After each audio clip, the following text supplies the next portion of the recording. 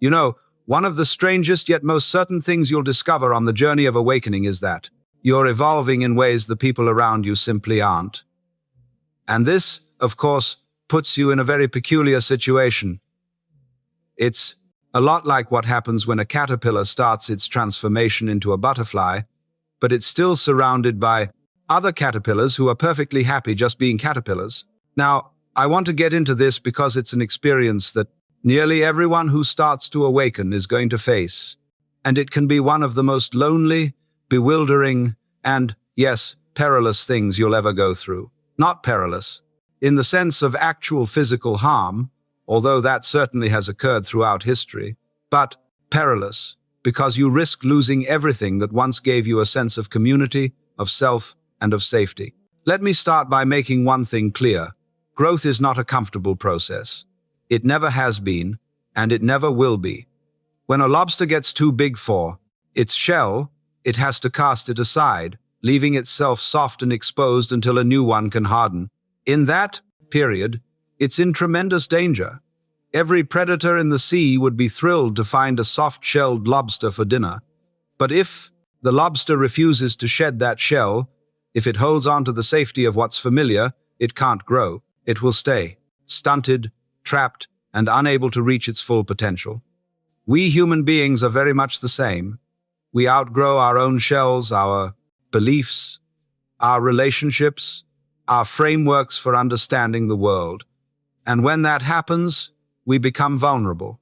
We lose the safety of the herd, the comfort of fitting in, the security of just being like everybody else. And this vulnerability, this raw exposure, is precisely what I mean by danger.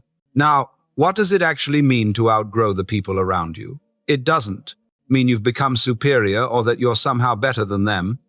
That's a trap a lot of people fall into, and it's a sure sign they haven't truly grown at all. They've just swapped one kind of ego trip for another. No, to outgrow others simply means you've started to see things that they can't see yet, that you've started asking questions they haven't even thought to ask.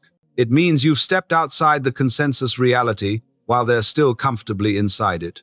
Maybe you've started to question the values that everyone else just accepts without a thought. The chase for wealth, for status, for security, the hoarding of possessions, the never-ending distractions and amusements that clutter our lives. Maybe you're starting to see that these things don't actually bring happiness, that they are just empty promises, that they're symptoms of a much deeper sickness, a core misunderstanding of what life is all about and who we truly are. Or perhaps you've had experiences, whether through meditation, deep thought, a personal crisis, or even consciousness-altering substances, or some sudden awakening that have revealed to you that reality is far more mysterious, far more flexible, and far more dependent on consciousness than the solid, objective, external world everyone else takes for granted. You've peered through the illusion of being a separate self, or at least you've peeked behind the curtain, and now you can never unsee what you saw. When this happens, you find yourself in a very strange position. You're essentially living in two different worlds at the same time. On one hand, there's the conventional world, the world of business and politics and the daily grind, the world where everybody is playing their parts and taking it all with immense seriousness. And yet, there is this other layer, a more profound reality, that is ever present, though most people remain completely unaware of it. And you have to learn how to exist in both worlds. You have to become fluent in two different languages, the language of the everyday world and the language of the spirit.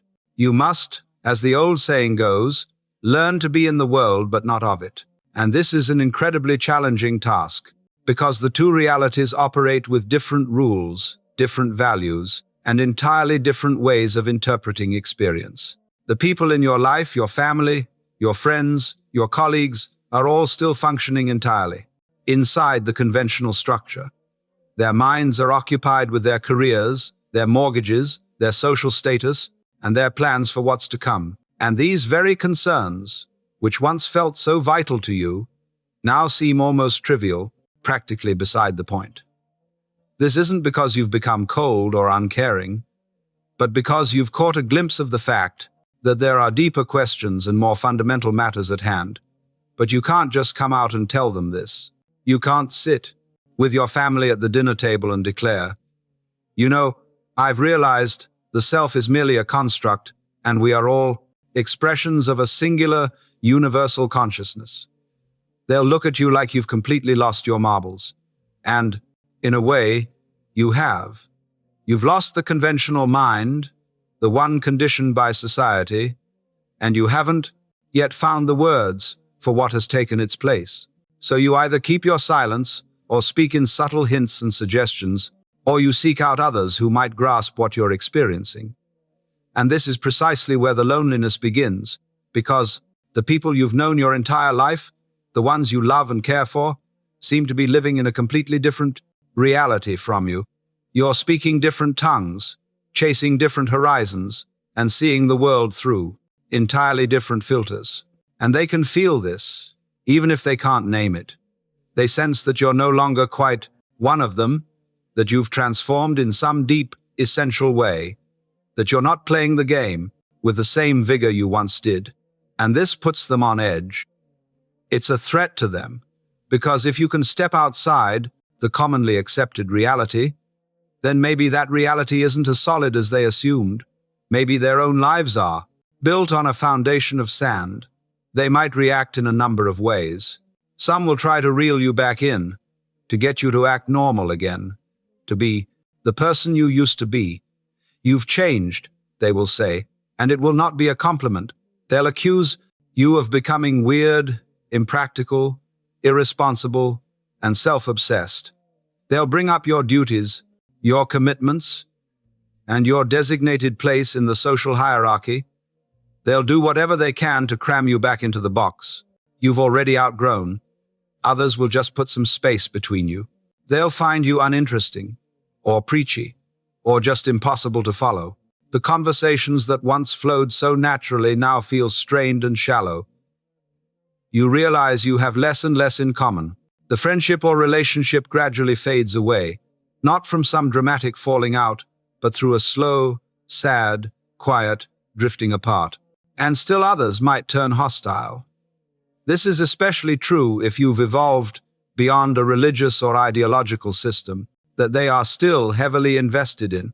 If you were brought up in a certain faith and you've since grown past it, if you've challenged the established beliefs and found them lacking, your mere presence becomes a danger to those still clinging to them.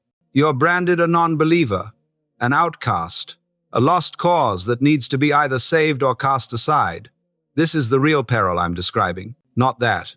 You'll necessarily face physical harm, although that's not impossible, but that you stand to lose your community, your people, your very sense of belonging to something greater than yourself.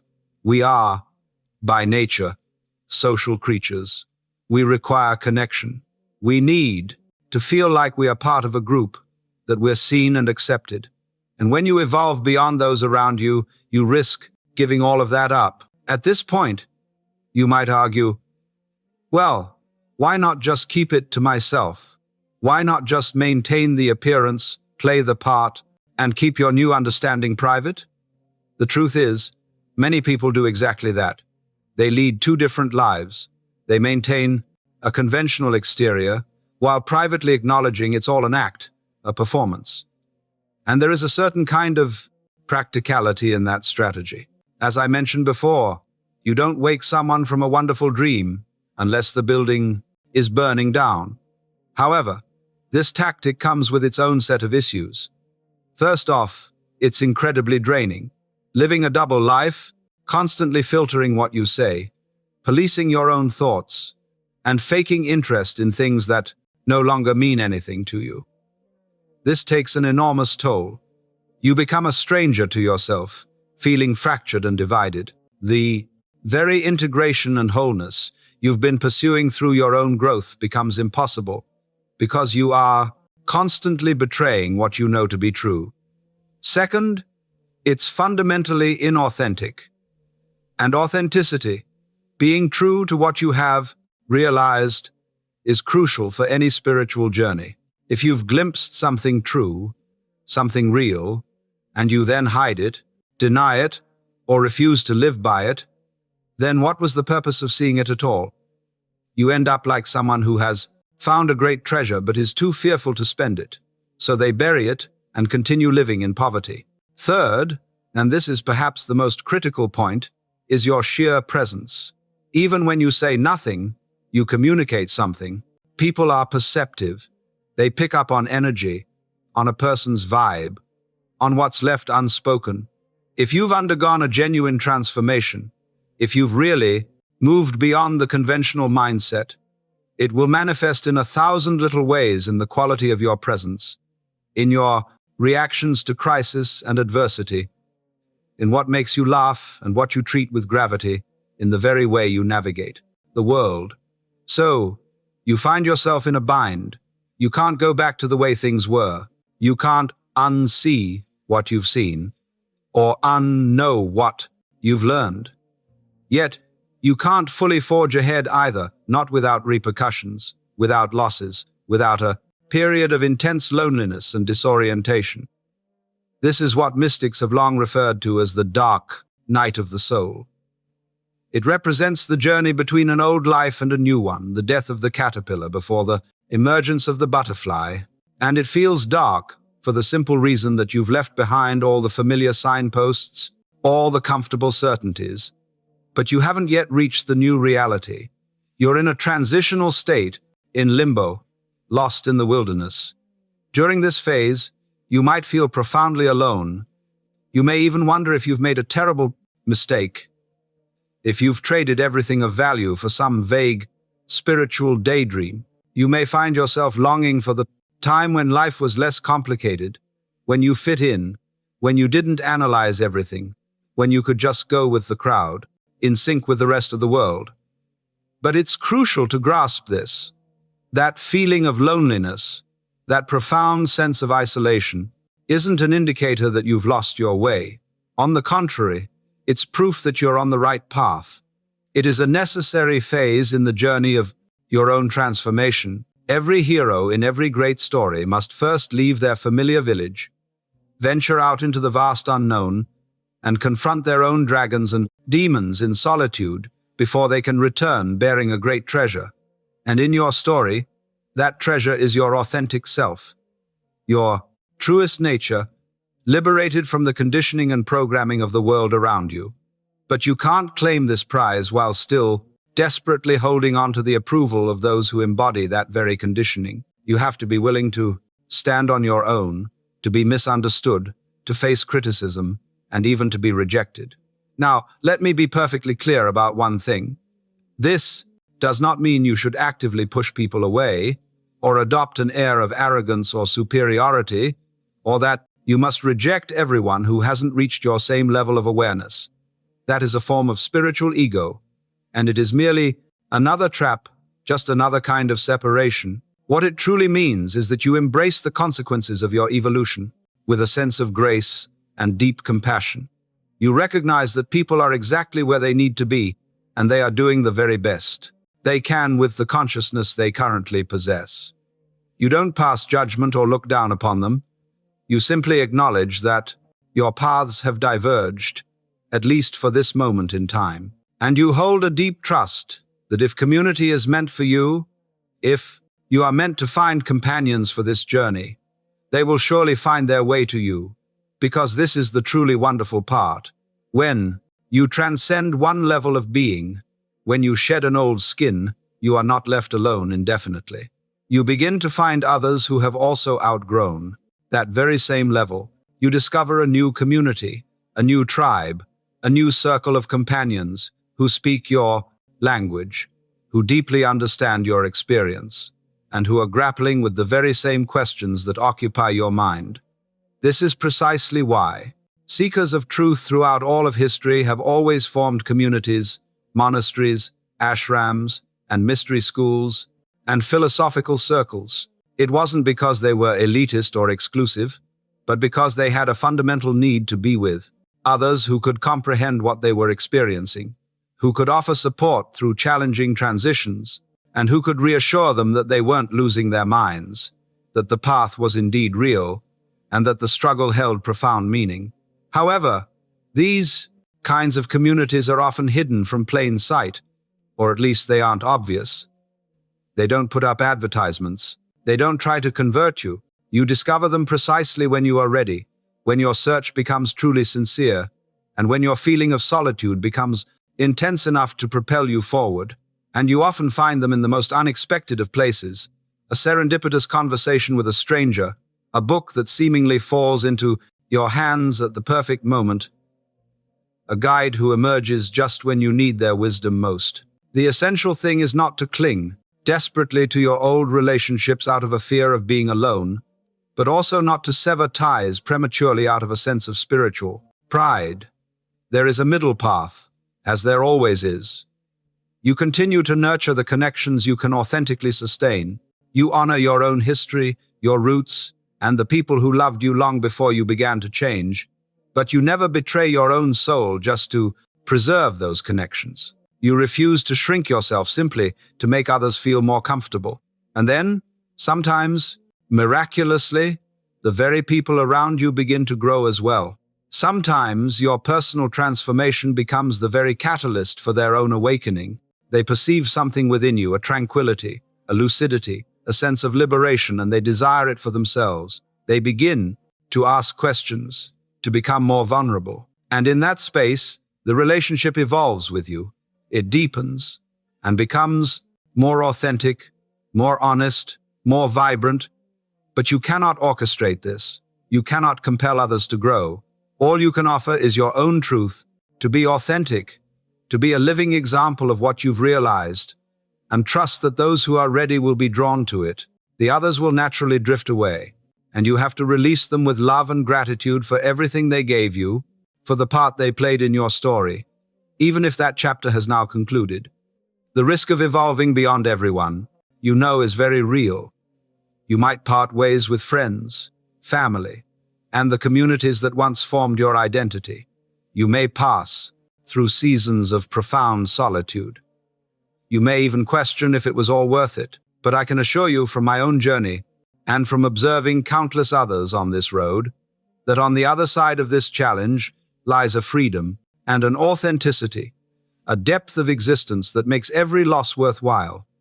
Because the thing you gain is your true self, your core essence, not the version of you that was constructed to fit in, to please others, or to meet their expectations. And once you have reclaimed that, once you have experienced that kind of liberation, you come to understand that you were never forfeiting anything of real value. You were only shedding illusions, masks, and false identities. The genuine connections, the unconditional love, the true community, these things either remain or they manifest anew, deeper and more honest than ever before. So if you find yourself moving beyond the people around you, know that you are not isolated. Even in your aloneness, understand that this is a natural part of the process, a sacred part of the path. Know that it is a temporary state, this loneliness, this feeling of being between worlds. And know that the courage it demands to keep evolving, to remain true to what you have discovered, even when it costs you everything familiar, this courage is the hallmark of a true spiritual pioneer, a genuine seeker of wisdom. The caterpillar must dissolve for the butterfly to emerge. There is simply no other way. But what comes forth is so much more beautiful, so much more free, and so much more alive than what was lost. Trust this unfolding, trust in your own becoming, and trust that life, in its infinite wisdom, is guiding you exactly where you are meant to be. Even when the way forward leads through shadow and uncertainty,